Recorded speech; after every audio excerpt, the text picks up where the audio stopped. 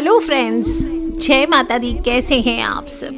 दोस्तों, महाकुंभ है और महाकुंभ पे जो नहीं गया उसके लिए बहुत दुविधादायी हो गई है, क्योंकि घर बैठे महाकुंभ का स्नान का फल कैसे प्राप्त किया जाए, इसको लेकर सभी लोग विचलित हो रहे हैं। महासंगम के अमृत जल में डुबकी लगाना ही कुंभ है। आस्था, विश्वास और मानवता को एक धागे में पिरोना ही कुंभ है। विशाल जन संगम में अदृश्य शक्तियों का गुप्त रूप से प्रकट रहना ही कुंभ है। एक महापर्व जो संसार के अरिष्ट और महापापों को दूर कर दे, वही महाकुंभ है।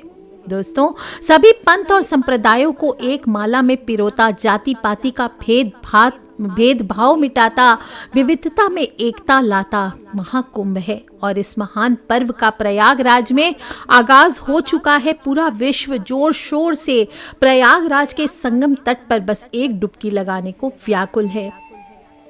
और इस एक महीने में विश्व से लेकर पूरे भारत के लोग एक ही रंग में ऐसे घुल मिल गए हैं, जैसे हिंदुस्तान की धरती का ये टुकड़ा वासुधैव कुटुंबकम का जीता जागता उदाहरण बन गया है। इस साल 13 जनवरी से आगाज हो चुका है और आस्था का महान पर्व 26 फरवरी को पूर्ण होने वाला है। दोस्तों, ये आयोजन जितना बड़ा है उससे भी बड़ा है महाकुंभ का काल रहस्य। आज भी दुनिया के सारे साइंटिस्ट पृथ्वी की चाल, उससे होने वाली घटनाओं को समझने की कोशिश कर रहे हैं। और हमारे ऋषि मुनियों ने अंतरिक्ष में गतिमान ग्रहों की गति को हजारों वर्ष पहले ही साध कर, ग्रहों नक्षत्रों की काल गणना करके महाकुंभ जैसे महोत्सव का संयोग सालों पहले निश्चित कर दिया, जिसमें आज धरती पर हर इंसान एक जगह होकर सबसे बड़ा जमावड़ा कर रहा है। देखा जाए तो एग्जैक्टली इसकी शुरुआत कब हुई कोई स्पष्ट जिक्र नहीं है वेद पुराणों में, लेकिन ऋग्वेद और अथर्ववेद में कुंभ शब्द और उसकी व्याख्या जरूर मिलती है। इसका जिक्र महाभारत में आता है। सतयुग की बात है। 12 वर्षों में पूर्ण होने वाले एक महान यज्ञ का अनुष्ठान किया गया था। उस पर्व में बहुत सारे ऋषि मुनि स्नान करने पधारे। सरस्वती नदी का दक्षिणी तट खचाखच भर गया था। तीर्थों के राजा प्रयागराज के बारे में वाल्मीकि रामायण में भी कहा गया है कि राम अपने वनवास काल में जब ऋषि भारद्वाज से मिलने गए थे तो वार्तालाप में ऋषिवर ने कहा था, हे राम, गंगा यमुना के संगम का जो स्थान है वह बहुत पवित्र है, आप वहां भी रह सकते हैं। श्री रामचरितमानस में प्रयागराज के महत्व का वर्णन बहुत ही रोचक तरीके से किया गया है, विस्तार पूर्वक। और कुछ लोगों का मानना है कि महाकुंभ की शुरुआत आदि शंकराचार्य ने की थी, तो कहीं कुछ लोग कहते हैं कि समुद्र मंथन के बाद से ही यहाँ मेला लगने लगा था। कहते हैं कि जब भगवान विष्णु ने मोहिनी अवतार लिया था और अमृत कलश जयंत को सौंपा था, जिसने कौवे का रूप धारण कर अमृत कलश को राक्षसों से छीन लिया, और जब वह इसे लेकर भाग रहे थे तो अमृत कलश की कुछ बूंदें 4 स्थानों पर, प्रयागराज, उज्जैन, नासिक और हरिद्वार में गिर गई थी। तभी से इन स्थानों पर अमृत स्नान होता है और इसीलिए कुंभ मेला का आयोजन किया जाता है। और गोस्वामी तुलसीदास जी ने भी बड़ी सरल भाषा में रामचरितमानस में लिखा है, माघ मकर गत रवि जब होई, तीर्थ पतई आवही सब कोई। जब माघ के महीने में मकर राशि में सूर्य प्रवेश करते हैं तो प्रयागराज में लोग आते हैं। और यहाँ सभी लोगों का तात्पर्य केवल मनुष्य से नहीं, देवता, नर, नाग, यक्ष, किन्नर, गंधर्व, ऋषि मुनि सभी का जिक्र किया गया है। और जब वृषभ राशि में बृहस्पति होता है, मकर राशि में सूर्य होता है, उस समय कुंभ लगता है। और जब इसकी 12 बार आवृत्ति होती है तो 144 वर्षों में महाकुंभ होता है। दोस्तों, यह महाकुंभ है और इन 1 महीनों में कल्पवास किया जाता है। हम अत्यंत पुण्यवान भाग्यशाली जनरेशन हैं जिनको महाकुंभ का आनंद मिल रहा है, क्योंकि 144 सालों के बाद ये आनंद आया है और हम में से शायद कोई भी जीवित ना रहे इस महाकुंभ को दोबारा देखने के लिए। ऑलमोस्ट 20 पीढ़ियों के बाद अब ये आएगा। तो बहुत पुण्य आत्माएं हैं हम सब कि यह अवसर हमें प्राप्त हुआ है, इसलिए सभी को इसका लाभ ज़रूर उठाना चाहिए। पूरा कल्पवास नहीं भी कर सकते तो कम से कम स्नान करके, जो कल्पवासी है आपको पता है जो 1 महीने वहाँ रहते हैं, कोई भागवत पारायण करता है, कोई शिव पुराण का पारायण करता है, कोई गायत्री का जाप करता है, कोई द्वादश मंत्र का जाप करते हैं, सब अपने अपने इष्ट का ध्यान करते हैं। शिव सहस्त्र नाम, कोई गोपाल सहस्त्र नाम, कोई विष्णु सहस्त्र नाम आदि का पाठ करते हैं। और यहाँ सिर्फ संत महात्मा नहीं आते बल्कि हर दिन लाखों श्रद्धालु अपने मनोकामनाओं की डुबकी लगाते। ऐसा अद्भुत नज़ारा, ऐसी दिव्यता, ऐसी पवित्रता, ऐसा विश्वास, ऐसी आस्था कहाँ जिन लोगों को महासंगम में स्नान करने का सौभाग्य मिल रहा है। लेकिन सारी दुनिया कुंभ में पहुंच जाए ऐसा हो नहीं सकता। तो बहुत तादाद में फॉलोअर्स हैं, वो छटपटा रहे हैं कि हम महाकुंभ में स्नान नहीं कर पा रहे। कुछ लोग असमर्थ हैं, बहुत सारे कारणों की वजह से वो नहीं जा सकते। कुछ छोटे बच्चे हैं, तो कहीं वृद्ध माताएं हैं, बहनें हैं, वृद्ध पुरुष हैं, मनोकामनाएं पूर्ण वो करना चाहते हैं और कुंभ नहीं जा सकते। तो उनके लिए आज मैं विशेष उपाय बता रही हूँ कि उनके भी घर बैठे कष्ट कम हो जाएं, उन्हें भी महाकुंभ में स्नान के पुण्य फल की प्राप्ति हो। जो श्रद्धालु घर पर हैं और अफसोस कर रहे हैं कि काश हम वहाँ होते, तो आइए आपको बताती हूँ उपाय कैसे करना है, ताकि आपको ये बता दूँ कि ये सेम प्रश्न पार्वती माता ने शिव जी को भी किया था। बड़ी सी रोचक सी वार्ता आती है। और एक बार की बात बता रही हूँ कि एक बार कुंभ लगा था और सारे दर्शनार्थी उमड़ घुमड़ करके कुंभ में स्नान करने जा रहे थे। भगवान शिव आकाश मार्ग से देख रहे थे पार्वती माता और अब भगवान शिव। तो पार्वती माता कहती हैं कि प्रभु ये भीड़ इतनी कहाँ जा रही, सभी लोग कुंभ में जा रहे हैं, शिव जी ने कहा, और पुण्य को प्राप्त करने वाले हैं। तब पार्वती माता ने कहा कि सब लोग जो स्नान करने जा रहे हैं वो सभी पुण्य के भागीदार हो जाएंगे। तब शिव जी कहते नहीं, ऐसा नहीं है पार्वती, सभी लोग पुण्य के भागीदार नहीं होंगे। बहुत लोग इसमें पानी में नहाने जा रहे हैं, कुछ लोग ही इसमें कुंभ में नहाने जा रहे हैं। पार्वती माता ने कहा लेकिन प्रभु ये आपने कैसी बात कही। तब शिव जी कहते हैं ना विश्वास हो तो चलो देख लो। और एक वृद्ध का रूप बना करके शिव जी और एक तरुणी का रूप बनाकर माता पार्वती कुंभ में आ गए। एक छोटा सा गड्ढा बनाया और उसमें थोड़ा सा जल रखा और उसमें शिव जी गिर गए। अब जो लोग स्नान करके आ रहे थे कुंभ से, तो उन सबसे माता पार्वती कहती कि भैया मेरे पति बुजुर्ग हैं, इस गड्ढे में गिर गए हैं, इनको निकाल दो, आप मेरी मदद कर दो। तो लोग रुकते, खड़े हो जाते, निकालने के लिए तैयार भी हो जाते। लेकिन तभी माता पार्वती कहती कि एक शर्त है, अगर आपने कोई पाप किया होगा ना तो आप इसके पुण्य से जल जाएंगे, क्योंकि ये एकदम निष्पाप है। आप इनको छूते ही जल जाएंगे। तो लोग रुकते नहीं, वहाँ से तुरंत आगे बढ़ जाते, चले जाते। ऐसा क्रम सुबह 8 बजे से लेकर 2 बजे तक चलता रहा, कोई उनको नहीं निकाला।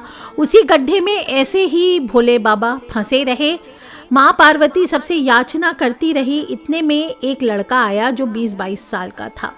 माता ने उससे भी कहा भैया मेरे पति देव इस गड्ढे में गिर गए, इनको निकाल दीजिए, बड़ा पुण्य होगा आपको। तो उसने कहा ठीक है, मैं अभी निकाल देता हूँ मैया। तब माँ ने कहा लेकिन भैया मेरे पति निष्पाप हैं, अगर आपने जीवन में कोई पाप किया होगा तो आप इनको छूते ही जल जाएंगे। तब उस युवा लड़के ने कहा मैया कैसा पाप, अभी तो मैं कुंभ में नहा के आ रहा हूँ, मेरा सारा पाप तो यूं ही धुल गया है, ये लो मैं निकाला। और उसने पकड़ करके शंकर जी का हाथ तुरंत उन्हें खींचकर बाहर कर दिया। दोस्तों जब तक हमारे मन में विश्वास ना आ जाए कि मैंने कुंभ नहा लिया, सारा पाप खत्म हो गया, तब तक आपका पाप खत्म नहीं होगा। कुंभ जहाँ गंगा और यमुना का जल मिलता है, वहाँ जब डुबकी लगाते हैं तो 1 सेकंड को ऐसा लगेगा जैसे शरीर में कोई बहुत बड़ा बोझ था वह उतर गया है। शरीर का जैसे कोई बहुत बड़ा भार था किसी ने उतार दिया है, शरीर हल्का लगने लगता है, मन प्रसन्न हो जाता है। और महाकुंभ में जाइए तो एकदम ठोस भरोसा लेकर के जाइए कि आज तक जो हुआ सो हुआ, आज तक जो पाप आपने किया सो किया, अब आज स्नान के बाद कोई पाप आपके जीवन में शेष रहने वाला नहीं है। आज के बाद से जिंदगी में कभी किसी तरह का पाप जाने अनजाने में भी आप नहीं करेंगे और ऐसे विश्वास के साथ ही आपको जीवन में कुंभ का पूर्ण फल प्राप्त होगा। और आप अपने कर्मों से शुद्ध हो जाएंगे। विचारों में सकारात्मक परिवर्तन आएगा। महाकुंभ में हवन भी करें, यज्ञ करें, इससे भी लाभ मिलता है। ग्रह दोष दूर होते हैं, जीवन में सुख शांति मिलती है। और दोस्तों, आपको ये ध्यान रखना है कि कुंभ में स्नान तो करेंगे, साथ ही अपने पितृ को जल अवश्य दीजिए। चाहे तो 1 लोटा लेके जाइए, उससे जल अर्पित करें, पितृ तर्पण करें उस धरती पर। इससे पितरों की आत्मा तृप्त होती है, क्योंकि वायु पुराण में भी कहा गया कि कुंभ मेला में श्राद्ध कर्म करना सबसे शुभ माना गया है। कुंभ में स्नान करने गए तो सूर्य देव के मंत्रों का भी जाप करें। अर्घ दे, स्नान के बाद सूर्य देवता को 1 लोटा जल लेकर के आप ओम सूर्याय नमः, ओम ब्रह्मा स्वरूपिणी सूर्य नारायणाय नमः, ओम ब्रह्म स्वरूपिणी सूर्य नारायणाय नमः, ओम ब्रह्म स्वरूपिणी सूर्य नारायणाय नमः, इस प्रकार बोलते हुए सूरज भगवान को 1 लोटा जल अवश्य अर्पित कीजिए। ज़्यादातर देखा है मैंने, इतनी ठंड होती है कि लोग नहाए धोए, एक डुबकी भी मारा या नहीं मारा, तुरंत निकल जाते हैं, कपड़े बदले, और ठंड या भीड़ से इतना परेशान रहते हैं कि सारी भक्ति भूल जाते हैं। थोड़ा समय वहाँ रुके और अंजलि में 3 बार जल उठाकर स्नान के बाद सूर्य देव को निहारते हुए जल दें।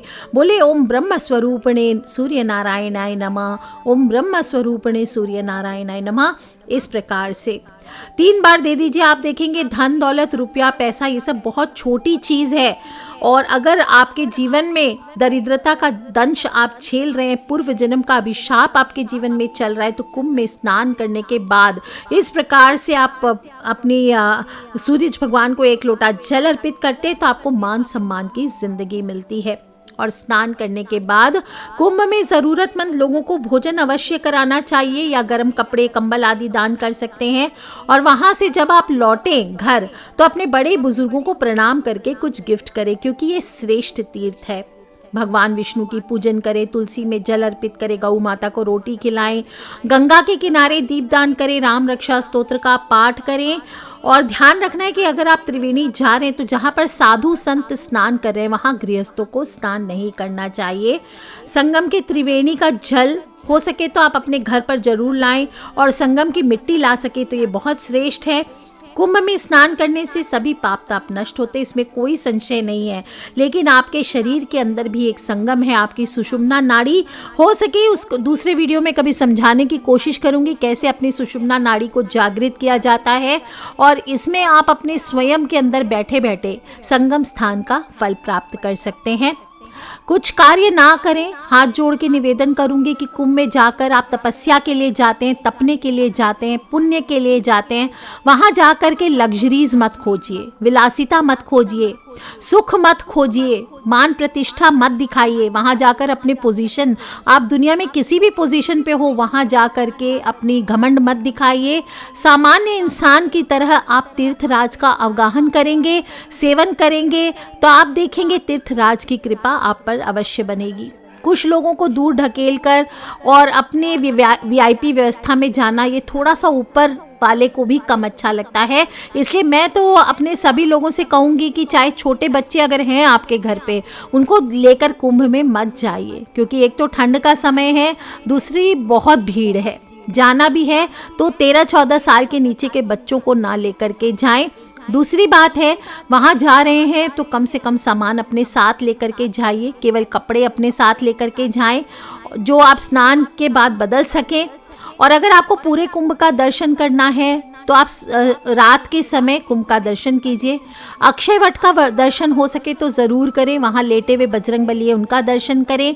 आलोपी मंदिर है, वहाँ का दर्शन आपको करना चाहिए। ललिता का सिद्ध पीठ है, बहुत ही खूबसूरत जगह है। 2-4 जगह आप दर्शन अगर रुकने वाले हैं तो वहाँ अवश्य करिए, आपके जन्म जन्मांतर के पाप अवश्य नष्ट होंगे। जो लोग महाकुंभ में स्नान नहीं कर पा रहे हैं, नहीं जा रहे हैं, वो घर में रहकर इसका पुण्य फल कैसे प्राप्त करें? तो सबसे पहले सूर्य उदय से पहले उठ करके स्नान करें। गंगा जल घर में है तो उसे पानी में मिलाकर स्नान करें। आपको किसी ने कुंभ का जल ला करके दिया है तो उसको मिलाकर जल में स्नान करें। ओम नमः शिवाय, ओम नमो भगवते वासुदेवाय, गायत्री मंत्र, इनका आपको जाप करते हुए स्नान करना चाहिए। दोस्तों अगर आप भी कारणवश कुंभ में स्नान नहीं कर पा रहे तो घर में ही स्नान करें, चिंता न करें। शास्त्रों में घर पर रहकर कुंभ स्नान का पुण्य प्राप्त करने का सरल उपाय है कि स्नान के पानी में गंगा जल मिलाकर स्नान करें, भगवान का ध्यान करें, इससे पवित्र स्नान का लाभ मिलता है।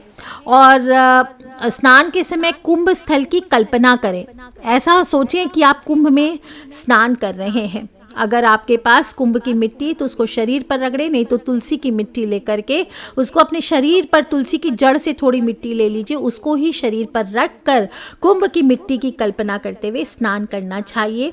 और ऐसा संकल्प करें कि आप कुंभ में पवित्र स्नान कर रहे हैं। यदि संभव हो तो आप ये चीज़ किसी पवित्र नदी या सरोवर में जाकर के भी कर सकते हैं, कुंभ स्नान का भाव करके। और विशेष तिथियां जैसे कि मौनी अमावस्या आ रही है, विशेषकर मौनी अमावस्या पर सबसे बड़ा स्नान होने वाला है, तो मौनी अमावस्या के दिन आप ये कर सकते हैं। बसंत पंचमी आएगी, अब बाकी है स्नान। महाशिवरात्रि पर विशेष स्नान है, ये सभी करना अत्यधिक शुभ माना गया है। और ऐसे बोले, ओम गंगे च यमुने चैव गोदावरी सरस्वती नर्मदे सिंधु कावेरी जले अस्मिन् सन्निधिं कुरु। इस मंत्र का जाप करते हुए आप स्नान करें। स्नान करने के बाद सूर्य देवता को 1 लोटा जल जरूर अर्पित करिए, तुलसी में जल अर्पित कीजिए और दीपक कीजिए। सभी देवी देवताओं का ध्यान करते हुए माँ गंगा का स्मरण करिए। और जैसे आप नियमित रूप से पूजा करते वैसे ही पूजा करें। और पूजा के बाद ज़रूरतमंद लोगों को भोजन कराएं। कहीं कुंभ में किसी भंडारे में आप दान कर सकते हैं, गौ दान कर सकते हैं, गौ माता को हरी सब्जियां, हरा चारा की व्यवस्था कर सकते हैं। जब तक महाकुंभ समाप्त नहीं हो जाता, वहाँ पर किसी भी संस्था से जुड़ करके आपको वहाँ पे थोड़े से भंडारे के लिए दान करना चाहिए। थोड़ा अनाज खुद से लंगर लगाइए, खुद से साधुओं की जो आते जाते यात्री हैं उनकी सेवा कीजिए।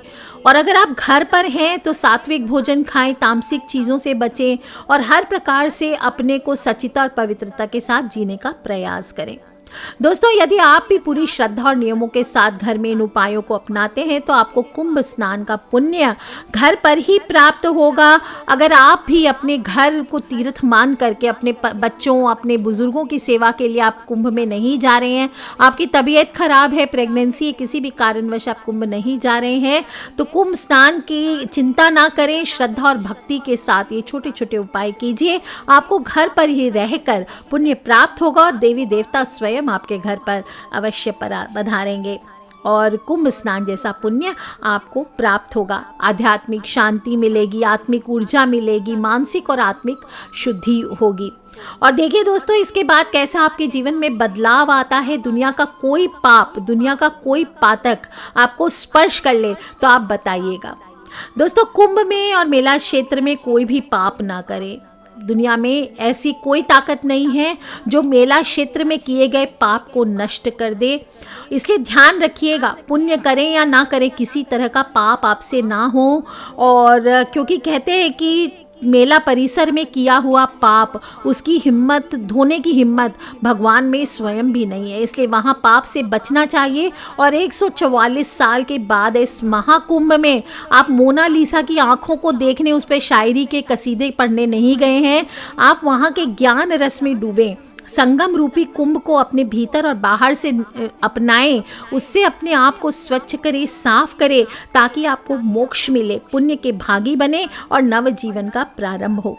आज के लिए इतना ही दोस्तों, और मैंने कोशिश की है कि किस प्रकार से आप घर में ही कुंभ स्नान का फल संपूर्ण रूप से प्राप्त कर सकें। कुंभ के रस में आपको अमृत स्नान कराने की मैंने वर्बली कोशिश की है कि नहीं जाकर के भी आप इस वीडियो को सुनने मात्र से कुंभ स्नान का, अमृत स्नान का फल अवश्य प्राप्त करें। तो स्वयं भी करें ये स्नान, और मानसिक स्नान हम सब ने किया दोस्तों। और अपने फ्रेंड्स, फैमिली, मम्मी पापा, भाई बहन, बच्चे, जो लोग भी कुंभ नहीं जा सकते, उन सभी से इन छोटी छोटी बातों को ज़रूर शेयर करें, ताकि वो भी घर बैठे इस अमृत स्नान का आनंद ले सके। आज के लिए इतना ही दोस्तों। खिलखिलाते रहे, मुस्कुराते रहे। माता रानी आप सभी की रक्षा करे, शिव शक्ति साक्षात आपके निकट हो, आपकी रक्षा करे, इसी सच्ची मनोकामना के साथ आज के लिए इतना ही। Take care friends, love you all. जय माता दी, बम बम भोलेनाथ की जयकारा। शेरा वाली दा बोल, सांचे दरबार की जय।